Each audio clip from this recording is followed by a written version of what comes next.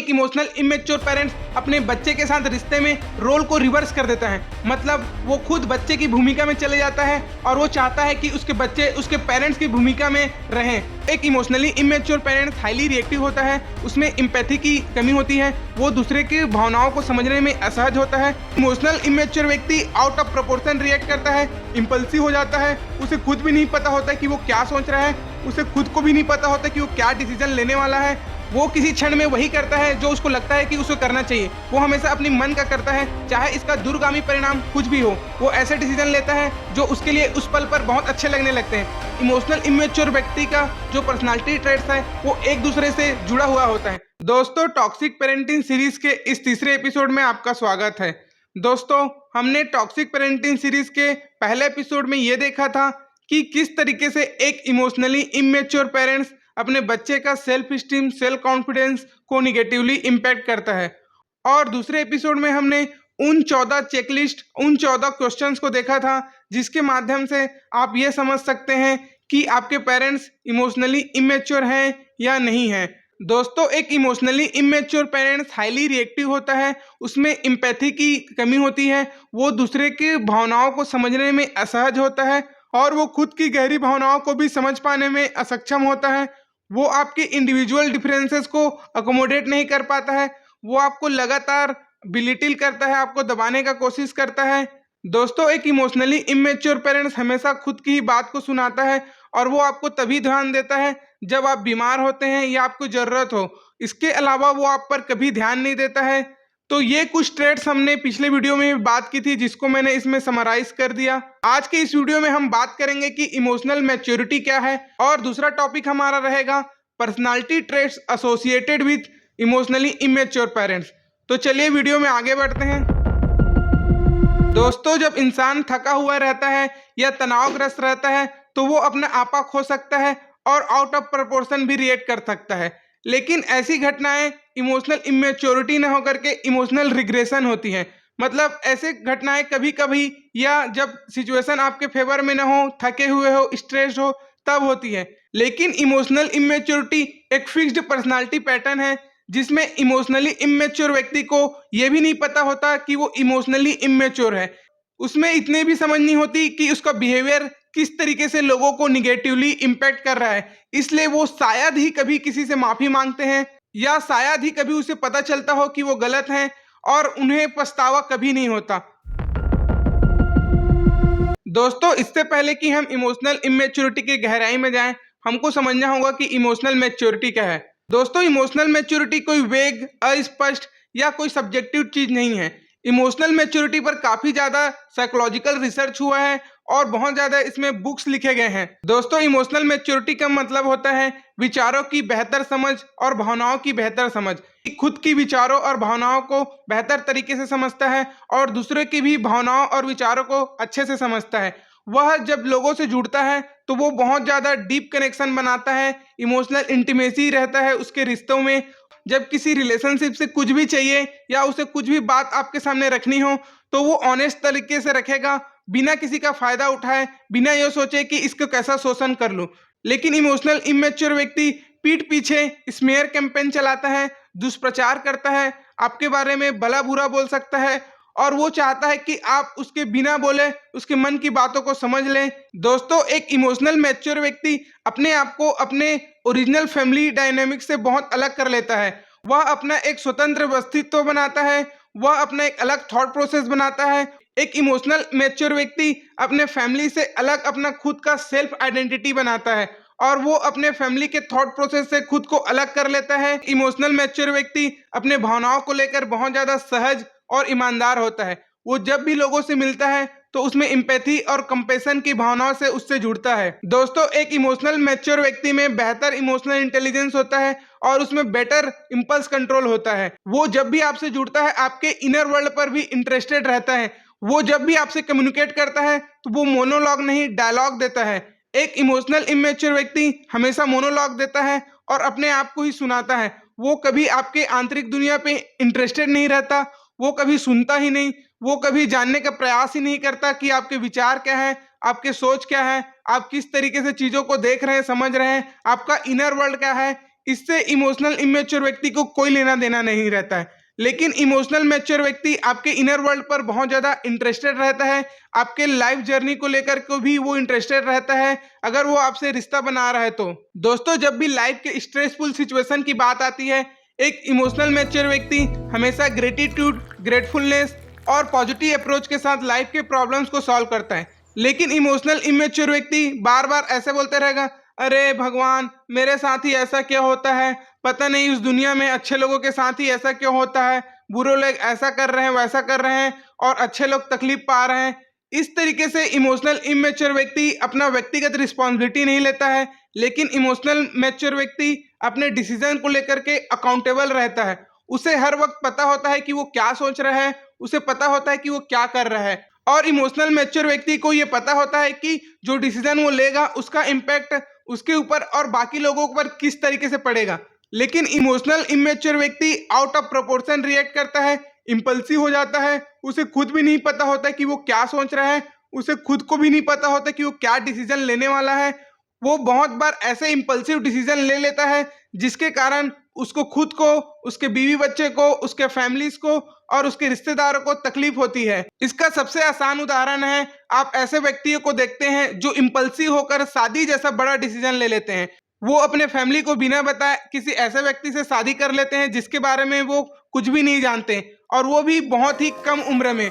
और जब शादी असफल हो जाती है तो पूरी जिंदगी इसका दोषारोपण दूसरे के ऊपर करने लगते हैं और कभी अपने ऊपर अकाउंटेबिलिटी नहीं करते और पूरी जिंदगी वो पछताते रहते हैं। तो ऐसे व्यक्ति तो हम अपने डे टू डे लाइफ में बहुत देखते हैं जो इम्पल्सिव होकर डिसीजन लेते हैं और उसका रिग्रेट पूरी जिंदगी करते हैं, और वो इसका रिस्पॉन्सिबिलिटी दूसरे के ऊपर मरते रहते हैं, दूसरे से लड़ाई झगड़ा करते रहते हैं, बहस करते रहते हैं, लेकिन कभी अपने ऊपर इंट्रोस्पेक्ट नहीं करते, अपने ऊपर कभी अकाउंटेबिलिटी नहीं रखते। दोस्तों, इमोशनल मैच्योरिटी के बाद हम इमोशनल इमेच्योर व्यक्ति के पर्सनालिटी ट्रेट्स को और गहराई से समझेंगे। दोस्तों, इमोशनल इमेच्योर व्यक्ति का जो पर्सनालिटी ट्रेट्स है वो एक दूसरे से जुड़ा हुआ होता है। मतलब उसमें एक पर्सनालिटी ट्रेट्स अगर प्रेजेंस है तो इसका मतलब ये है कि उसमें इमोशनल इमेच्योरिटी से जुड़े दूसरे पर्सनालिटी ट्रेट्स भी प्रेजेंट होंगे, बस उसे हमें पहचानने की जरूरत है। दोस्तों, इमोशनली इमेच्योर पेरेंट्स के लाइफ में जब सब चीज सही चल रहा होता है तो वो अच्छा परफॉर्म करते हैं, वो लाइफ में बेहतर प्रोग्रेस करते हैं, सब चीज अच्छे से कंट्रोल करते हैं। लेकिन जब बात रिश्तों और इमोशनल डेप्थ की बात आती है तो उसका इमोशनल इमेच्योरिटी खुल करके सामने आता है। वो बहुत ज्यादा स्ट्रिक्ट पेरेंट्स होते हैं। अक्सर वो बोलते हैं कि इस रास्ते से मत जाना, इधर से मत चलना, इस कमरे में मत घुसना, किचन में मत आना, पानी को खुद से निकाल करके मत पीना, चाहे बच्चा प्यास से तड़प करके मर जाए। ऐसे बहुत से पेरेंट्स होते हैं जो अपने बच्चे के ऊपर इस तरीके का स्ट्रिक्ट रूल्स एंड रेगुलेशन लगाते हैं कि इसको मत छूना, उसको मत छूना, ये मत करना, वो मत करना, इन कमरों में तुम्हारा प्रवेश बंद है, यहाँ मत आना। इस तरीके के स्ट्रिक्ट रूल्स एंड रेगुलेशन के माध्यम से एक इमोशनल इमेच्योर पेरेंट्स अपने बच्चे को ओवर कंट्रोल करता है। इमोशनली इमेच्योर पेरेंट्स इतने जिद्दी होते हैं कि वो एक बार जो कोई राय बना लेते हैं उसी को पूरी जिंदगी मानते रहते हैं एक सत्य की तरह। जब भी उसके काउंटर में कोई दूसरा वाक्य आता है तो वो उसको डिफेंसिव हो जाते हैं या उसको सिरे से खारिज कर देते हैं या सामने वालों को ये प्रोजेक्ट करते हैं कि ये व्यक्ति मेरा दुश्मन है। ऐसे इमोशनली इमेच्योर पेरेंट्स के सामने आप कोई भी हेल्दी, ऑब्जेक्टिव और ट्रूथ पर डिस्कशन नहीं कर सकते। वो जो मानता है वही एब्सोल्यूट ट्रूथ है और वो चाहता है कि आप भी उसे एब्सोल्यूट ट्रूथ की तरह एक्सेप्ट करें। दोस्तों, इमोशनल इमेच्योर व्यक्ति काउंटर थॉट को अप्रिशिएट नहीं करता है और उसके अगेंस्ट डिफेंसिव हो जाता है और उसको क्रिटिसिज्म की तरह से लेता है। दोस्तों, एक इमोशनल इमेच्योर पेरेंट तनाव के समय में शांति और समझदारी से डिसीजन नहीं ले पाता। वो स्ट्रेसफुल सिचुएशन में बहुत ज्यादा पैनिक हो जाता है, आउट ऑफ प्रोपोर्शन रिएक्ट करता है और इम्पल्सिव होकर डिसीजन लेता है। वो कभी भी ऑब्जेक्टिव होकर के सिचुएशन को तटस्थ रह करके समझने का प्रयास नहीं करता है। वो इंकार, डिनायल, डिस्टॉर्शन या कल्पना का सहारा लेता है। दोस्तों, एक इमोशनल इमेच्योर पेरेंट्स हमेशा अपनी गलती को मानने से बचता है और इसका दोष का ठिकरा किसी और पर फोड़ने के लिए स्केपगोट या बलि का बकरा वो ढूंढते रहता है। जब भी आप किसी अपने इमोशनल इमेच्योर पेरेंट्स के गलतियों पर बात करना चाहे और उसे बताना चाहे कि आपने ये गलत किया, तो वो उस पर आउट ऑफ प्रोपोर्शनल रिएक्ट करेंगे या उस पर इम्पल्सिव होकर आप पर क्रिटिसिज्म करेंगे, डिफेंसिव हो जाएंगे या आपके क्रिटिसिज्म को पूरी तरीके से डिनाई कर देंगे कि ये सच नहीं है। और अगर ये सारे टैक्टिक्स फेल हो जाएं तो वो ड्रामा शुरू कर देंगे।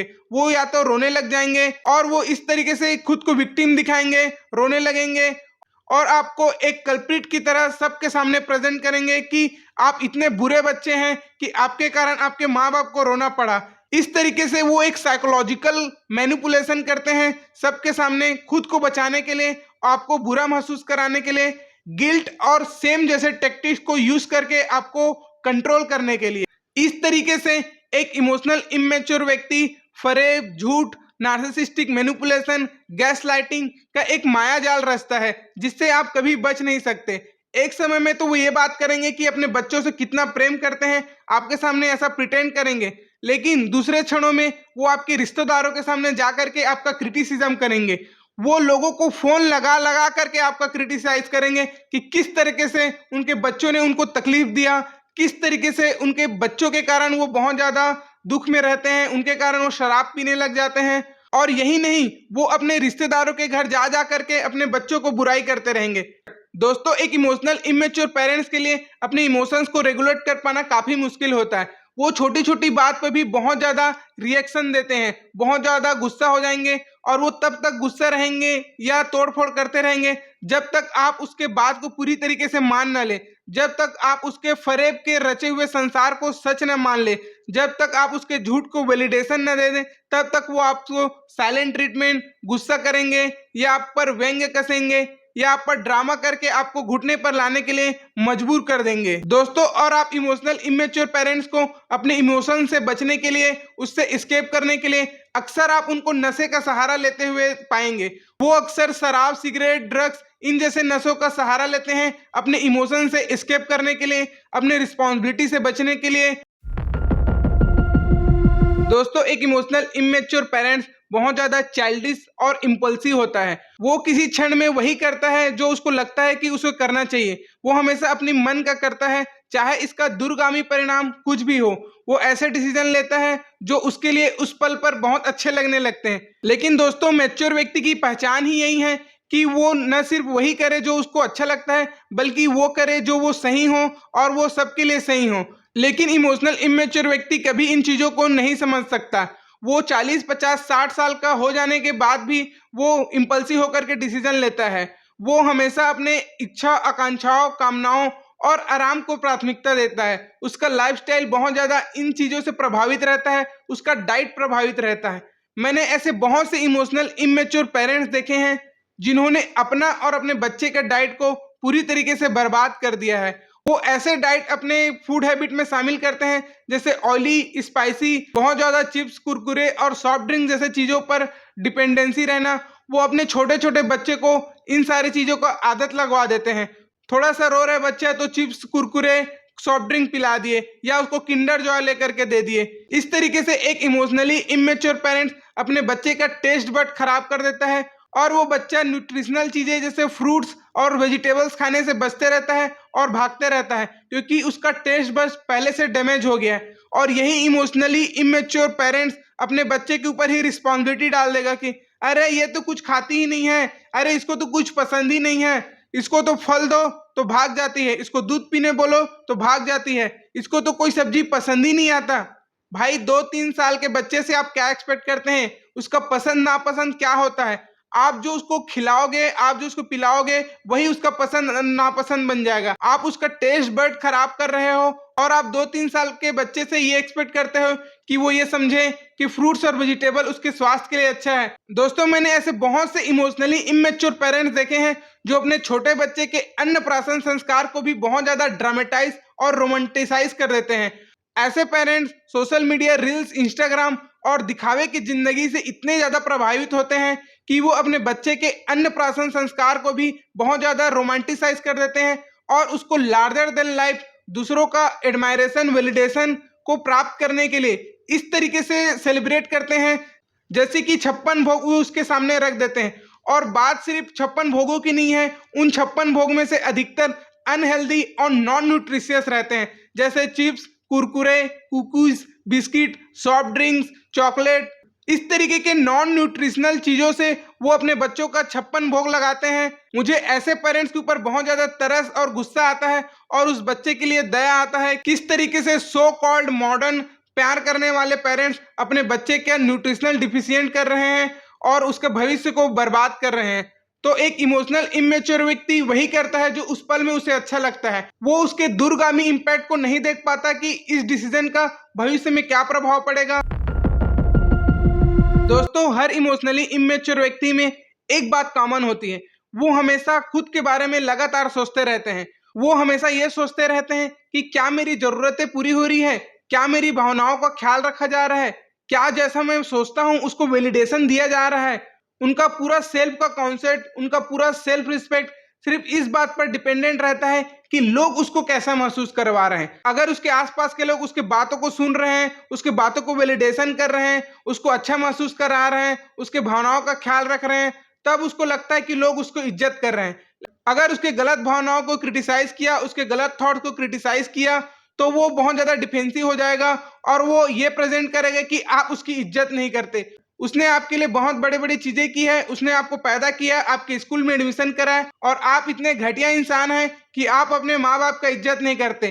क्यों? क्योंकि आपने उसके ऊपर क्वेश्चन किया, उसकी गलत भावनाओं, गलत धारणाओं, गलत मान्यताओं और गलत विचार प्रोसेस को क्वेश्चन किया, इसलिए आप एक बुरे इंसान हैं। तो इमोशनली इमेच्योर पेरेंट्स का पूरा सेल्फ का कॉन्सेप्ट ही इस बात पर डिपेंडेंट रहता है कि आप उसे कैसा महसूस करवाते हैं। दोस्तों, इमोशनल इमेच्योर पेरेंट्स में अक्सर नार्सिसिस्टिक टेंडेंसी भी होती है, लेकिन जब हम नार्सिसिस्ट के बारे में बात करते हैं तो अक्सर हम ये सोचते हैं कि नार्सिसिस्ट व्यक्ति सेल्फ लव में इनग्रोस्ड रहता है, वो अपने आप को बहुत ज्यादा प्यार करता है, लेकिन ऐसा नहीं है।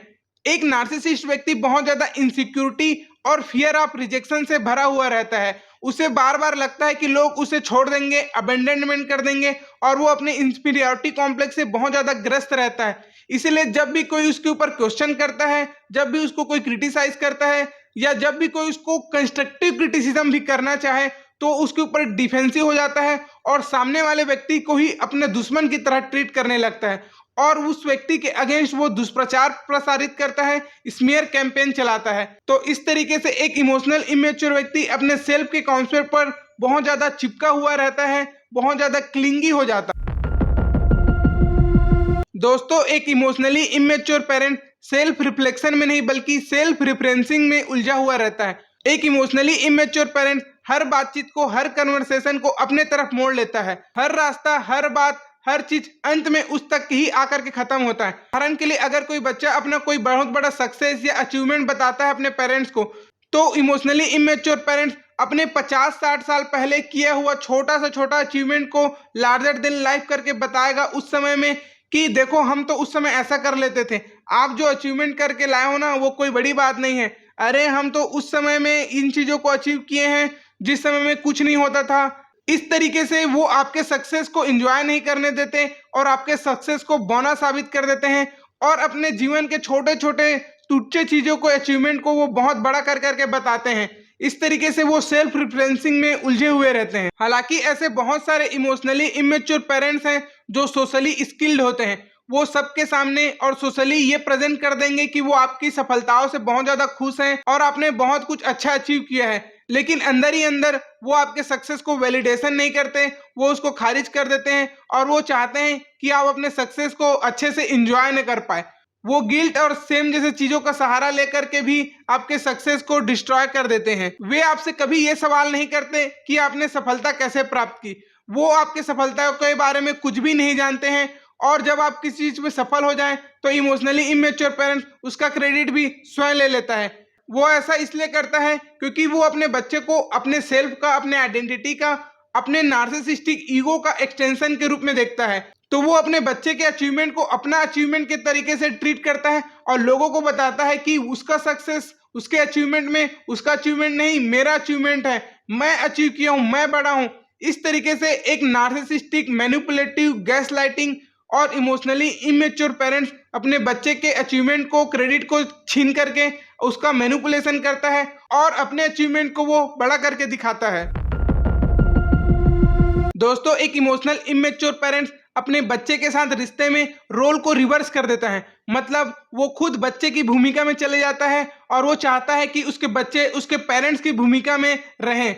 वो अपने बच्चों से बहुत ज़्यादा इमोशनल डिमांड करते रहता है। वो चाहता है कि उसके बच्चे उसका ख्याल रखें, वो चाहता है कि उसके बच्चे उसके सुने, उसके भावनाओं को वैल्यू दे, उसको एडमायरेशन करें, दिन भर उसका जी हजूरी करे। इस तरीके से एक इमोशनली इमेच्योर पेरेंट्स अपने बच्चे को अपने पेरेंट्स के रोल में रख देता है। वो चाहता है कि उसका छोटा सा बच्चा इन सारे चीज़ों को समझे और उनके वैलिडेशन दे, और वो अपने आप को बच्चे की भूमिका में रख देते हैं। इस तरीके से वो रोल रिवर्स कर देते हैं। दोस्तों मैंने ऐसे बहुत से इमोशनली इमेच्योर पेरेंट्स देखे हैं जो अपने नाबालिग 5-10 साल 15 साल बच्चे के सामने अपने फेल्ड मैरिज का दुखड़ा रोते रहते हैं। एक इमोशनली इमेच्योर पेरेंट्स ये एक्सपेक्ट करता है कि उसके छोटे से छोटे अचीवमेंट को आप इस तरीके से सेलिब्रेट करें जैसे कि उसने बहुत बड़ा वर्ल्ड कप जीत लिया हो या ओलंपिक में कोई गोल्ड मेडल जीत लिया हो।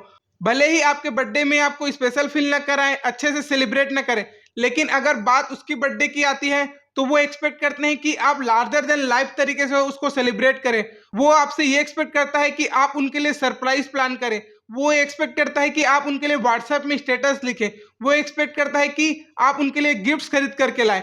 अगर कोई बच्चा उनको विश करने में किसी कारणवश भूल जाए या वो शाम हो जाए तो वो इस तरीके से बोलेंगे, अभी याद आ रहा है बर्थडे विश करने के लिए। इस तरीके से टॉन्ट मारेंगे।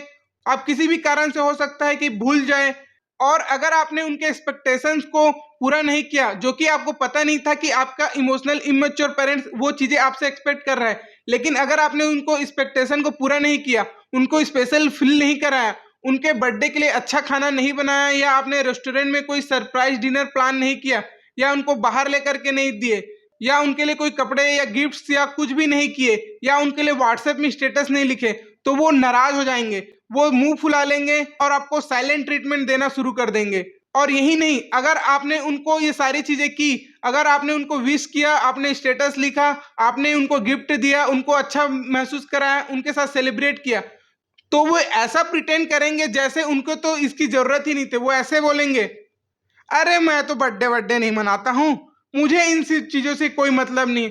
अरे वो बच्चे लोग हैं जो बर्थडे प्लान कर लिए, वो आए थे तो केक लेकर के आए, वो ये गिफ्ट्स लेकर के आए, मैं तो बोला नहीं था ये कपड़ा लेकर के आने, लेके ये वो कुर्ता लेकर के आए हैं, देखो कैसा है, अच्छा तो लग रहा है। मैं तो बोल रहा था कि नहीं जाते बाहर खाने, यही घर में खा लेते। कहाँ बाहर जाकर के खाओगे यार, अच्छा नहीं रहता है, मसाला रहता है, तेल रहता है। इस तरीके से वो आपके गिफ्ट्स को भी खारिज कर देंगे और इस तरीके से वो मैनिपुलेशन करते हैं। तो दोस्तों एक इमोशनली इमेच्योर पेरेंट्स दो धारी तलवार की तरीके से आपका मैनिपुलेशन करता है। एक तरफ पे वो सोचता है कि आप उसके एक्सपेक्टेशन को समझ जाएं और पूरा कर दें, और जब आप पूरा नहीं कर पाए तो आपका मैनिपुलेशन होगा, और जब आप पूरा कर दें तो आपका मैनिपुलेशन होगा कि इसकी तो कोई जरूरत नहीं थी, तुमने ये सारी चीजें क्यों की। तो इस तरीके से एक इमोशनली इमेच्योर पेरेंट्स अपने बच्चे का मेंटल और इमोशनल शोषण करता है। तो दोस्तों आज का वीडियो बस यहीं तक था। आज के वीडियो में हमने इमोशनल मैच्योरिटी और personality traits associated with emotional immaturity को देखा। दोस्तों अगर वीडियो अच्छा लगा हो, अगर आपने वीडियो से रिलेट किया हो, तो वीडियो को लाइक कीजिए और अपने ऐसे दोस्तों के साथ शेयर कीजिए जो अपने इमोशनली इमेच्योर पेरेंट्स के सामने इमोशनल, मेंटल और फिजिकल शोषण को वो झेल रहे हैं और उनको कोई वॉइस नहीं मिल रहा है। आप कमेंट बॉक्स में अपने एक्सपीरियंस भी शेयर कर सकते हैं कि आपका एक्सपीरियंस आपके पेरेंट्स के साथ कैसा है। जल्द ही मिलेंगे टॉक्सिक पेरेंटिंग्स के अगले वीडियो में, तब तक के लिए बाय बाय।